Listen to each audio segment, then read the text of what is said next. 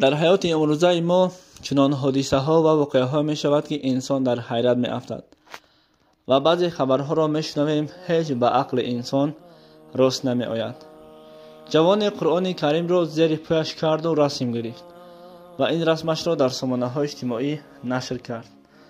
البته این باری اول نیست که نسبت قرآن کریم چنین به حرمتی را ما می بینیم و هر کسی که نسبت قرآن کریم یعنی که کلام الله هر کاری کرد جزایش را دیده است و این جوان را بینید که به چه حال گرفتار شد. السلام علیکم دوستان عزیز، از همه شما خواهش نوار را تا آخر با دقت تماشا کنین و به خاطر دیگران دیدن در ویدیو یک تا لایک گذارید. رحمت برای دست گیرید. این واقعه در ترکیه صادر شده است. ترکیه دولتی است که در آنجا مسلمانان زندگی می‌کنند. این را هر یکی ما و شما می‌دانیم. اما هست هر انسان هایی که در هر دولت انکار خدا می‌کنند. در این دولت هم یک شخص بود که انکار خدا می‌کرد.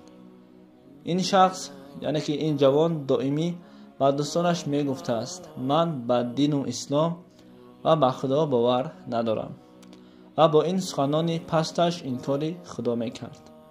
روزی از روزها این بدبخت از حد گذراند.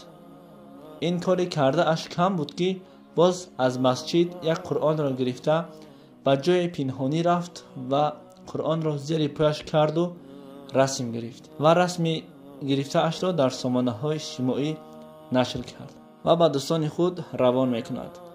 وقتی این حالت را دوستانش میبیند به این بدبخت میگوید خدا تو را خوار و ذلیل کند، تو برای ما دیگر هیچ کس نیستی و از این بدبخت دوستی را میکنند.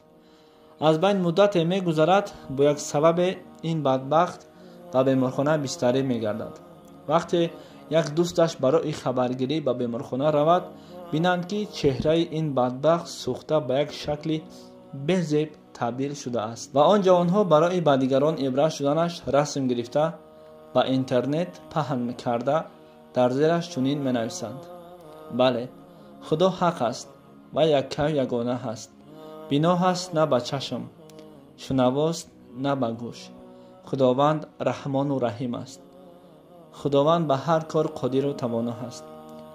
البته با کافران و کسانی که انکار خدا میکنند زود است که خدا انتقام میگیرد. هیچ کس و هیچ چیز به جواب نمیماند. خداوند حساب گیرنده است و به کسی حساب نمیدهد. خداوند ذاتی است که مهربانتر از پدر و مادر است، مهربانتر از آن یاری که میگوید تو را دوست میدارم و مهربانتر از همه چیز دنیایی که برای ما هیچ ارزشی ندارد. خداوند به هر کار قادر و توانا است. السلام علیکم و رحمت الله و برکاته.